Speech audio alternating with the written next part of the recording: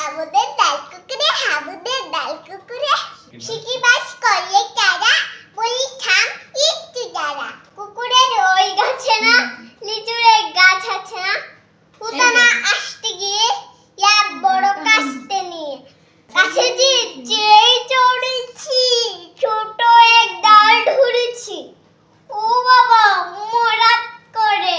পড়েছি সরাত জুড়ে পড়বি পর মালির গালে ছিল কাছে দাঁড়িয়ে শেষ এতটুকু মা যদি ফোন রাখতে বলে তাহলে রেখে দেও কারণ মার পায়ের নিচে শুধু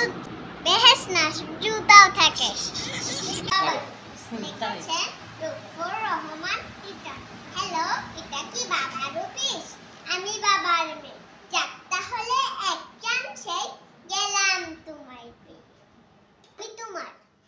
কুলি গো বাবা আমি তোমার কুলি কত কিছু ঘুরছে বাসায় কোনটা আগে বলি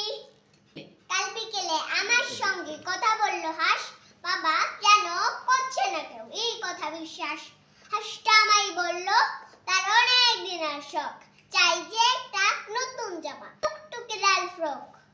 আমি বললাম দিতে পারি কিন্তু তোরা হাস খালি গায়ে থাকতে তোরা অনেক মজা পাস সেটাও তারা দিব্যি থাকি স্ল্যাব কম্বল ছাড়া ফ্রক দিয়ে তুই করবিটা কি তোরা হত ছাড়া ঠেসে গেছে আর বলে না কথা আমার সাথে না বললে না বলো আমার বইয়েই গেল তাতে আর সকালে বিলাল তারা বললো আমায় ডেকে কাটা অ্যাক্টিং করবে না সে মাছ খাবে আজকে থেকে আমি বললাম তুই তো বিড়াল কাটাই তোদের ফুক অমনি বিড়াল ঘাড় ফুলিয়ে দেখাচ্ছি খুব মুড তুমি দেখছি খুব ফাঁকিবাজ অফিসে কাজ নেই বাবা এত বকতে পারো এখন রেখে দিই দুষ্টু কবে বাড়ি বিটাকে প্ল্যান করে নেব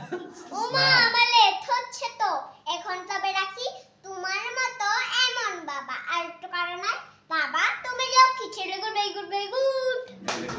বলবো আমার নাম